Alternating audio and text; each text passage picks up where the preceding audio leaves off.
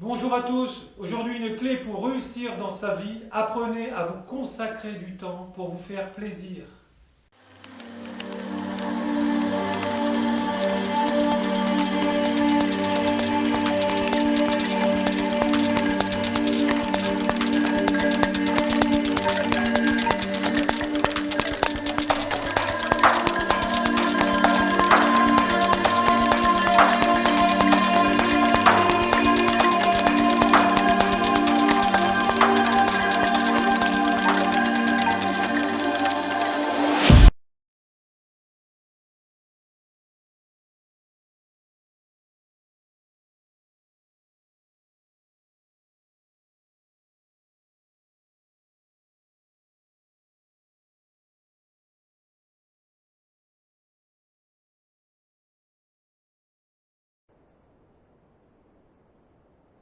Bonjour à tous, aujourd'hui nous allons voir un sujet important, les allergies.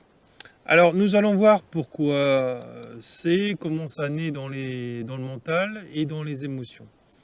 Alors c'est un sujet où il faudra tirer des parallèles, c'est-à-dire que la vidéo précédente sur YouTube et sur l'alcoolisme, je vous invite à aller le voir et je vous invite aussi à voir ma vidéo sur l'asthme, hein, parce qu'il y a des parallèles entre les deux, entre l'allergie, l'alcoolisme et l'asthme, hein. Donc voilà. Alors l'allergie est un état en fait d'un sujet qui par contact antérieur avec un antigène approprié a acquis la propriété de réagir lors d'une agression seconde par le même antigène d'une manière différente. Alors ça c'est le côté cartésien, la définition cartésienne. Souvent plus violente et incontrôlable, une allergie est une réponse suractivée du système immunitaire à un antigène extérieur, hein. C'est toujours intérieur-extérieur, la maladie naît toujours comme ça. La substance allergène, en fait, n'entraîne pas de réaction chez la plupart des gens, mais est identifiée à moi comme dangereuse par le système immunitaire. Donc voilà. Alors cette réponse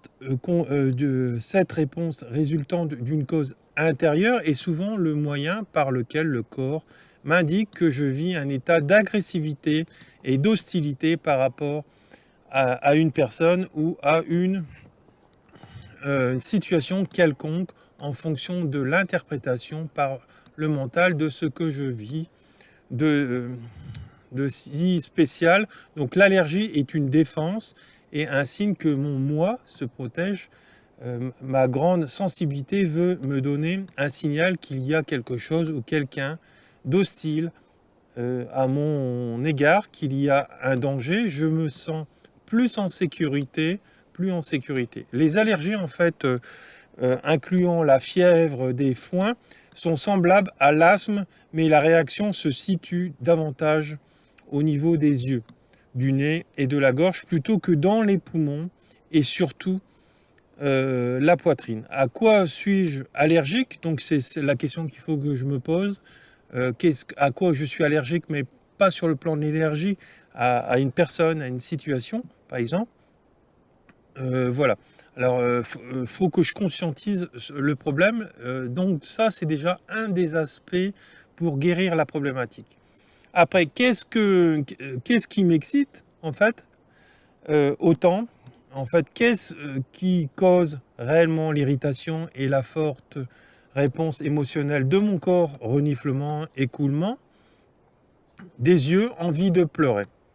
Alors, donc, après la quatrième question qu'il faut que je me pose, ce sont en fait des réponses du système en fait émotionnel, la libération d'émotions supprimées par une réaction de mon corps. Celui-ci réagit à quelque chose, une sorte de symbole mental parce qu'il essaie de rejeter, d'occulter ou d'ignorer ce qui le dérange. Je rejette donc une partie de moi qui m'agresse. C'est le moyen que j'utilise en fait pour m'exprimer mes émotions, pour faire sortir le méchant.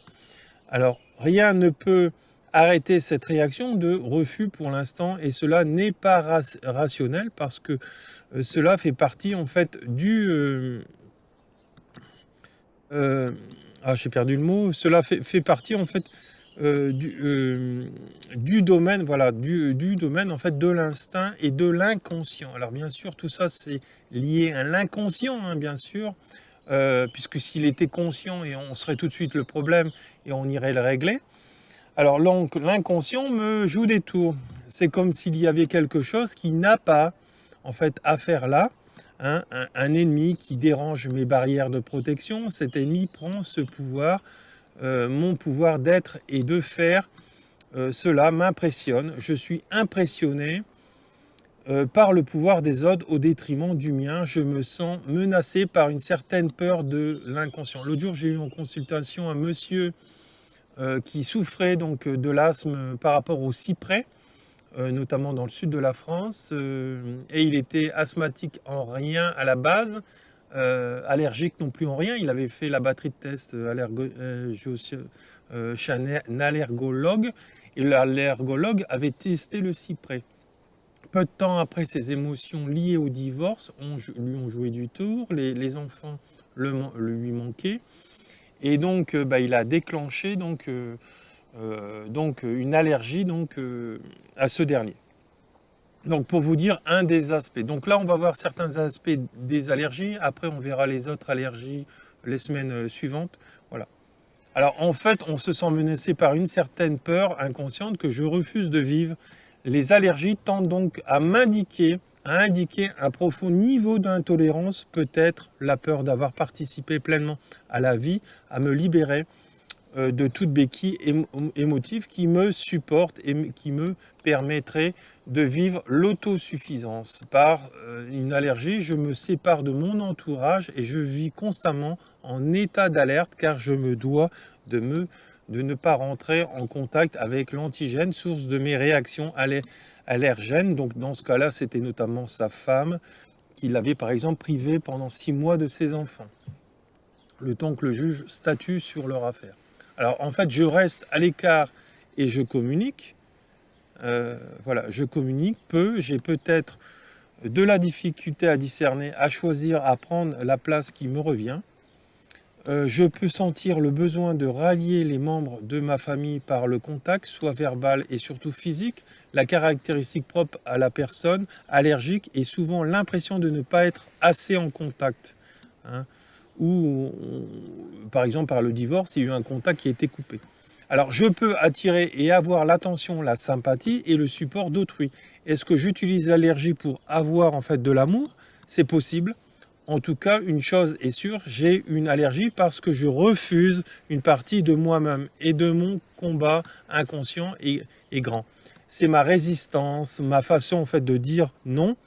En fait, le fait que je sois répugné par une partie de moi-même, souvent mes désirs sexuels que je renie, mes sens se révoltent car ils aspirent en fait à jouir pleinement de la vie lorsque j'apprends à dire non à certaines situations. Je m'ouvre à dire oui à des nouvelles situations. J'ai le pouvoir de décider ce qui est convenable pour moi dans mon propre univers. Les individus peuvent être allergiques à toutes sortes de choses, aliments, objets, formes, odeurs, tout ce qui de près ou de loin implique les 5 sens particuliers, l'odorat qui est le sens le plus puissant du point de vue de la mémoire. Mon mental enregistre une foule d'impressions bonnes ou mauvaises pour moi. Il est fort possible que si je suis allergique à quelque chose, c'est que mon mental l'a associé à un certain souvenir, bon ou mauvais, et que mon instinct le refoule en ce moment. En fait, l'allergique fait référence au passé qui contrarie ou agace mon présent. Parfois, je ne veux me souvenir en fait de certains événements avec ma mémoire. Donc mon corps se charge alors de me rappeler ce que je veux oublier.